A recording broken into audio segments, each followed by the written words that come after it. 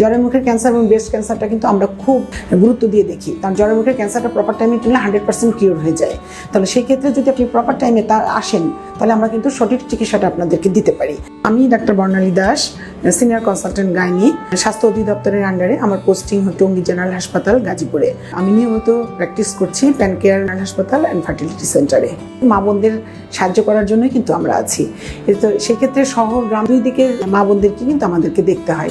তো শহরের লোকজন যে সুবিধাটা পায়, সেই সুবিধাটা কিন্তু গ্রামের লোকজন পায় না। সেজন্য গ্রামে কিন্তু অনেক কিছু ইগনোর হয়ে থাকে, যে তারা সুযোগ পায় না অথবা বলতে সাই ফিল করে, বলে না, গোপন করে। ছেলে মেয়ে, গ্রামের মেয়ের আরেকটু অবহেলিত হয়। তো মা বোনদেরকে আমি অনুরোধ করবো যে যাদের আপনাদের ছোটো ছোটো সমস্যাগুলোও কিন্তু আপনারা হাইড করবেন না। গ্রামের কাছাকাছি যে ডাক্তার আপনি পাবেন, তার সঙ্গে যাই কথা বলবেন এবং তার কাছ থেকে অন্তত প্রাথমিক ধারণাটা নেবেন যে আসলে আপনার কী হয়েছে। যেমন উদাহরণ হিসেবে বলতে পারি জরায়ু মুখের ক্যান্সার। জরায়ু মুখের ক্যান্সার এবং ব্রেস্ট ক্যান্সারটা কিন্তু আমরা খুব গুরুত্ব দিয়ে দেখি, কারণ জরায়ু মুখের ক্যান্সারটা প্রপার টাইমে নিলে 100% কিওর হয়ে যায়। তাহলে সেই ক্ষেত্রে যদি আপনি প্রপার টাইমে আসেন, তাহলে আমরা কিন্তু সঠিক চিকিৎসাটা আপনাদেরকে দিতে পারি।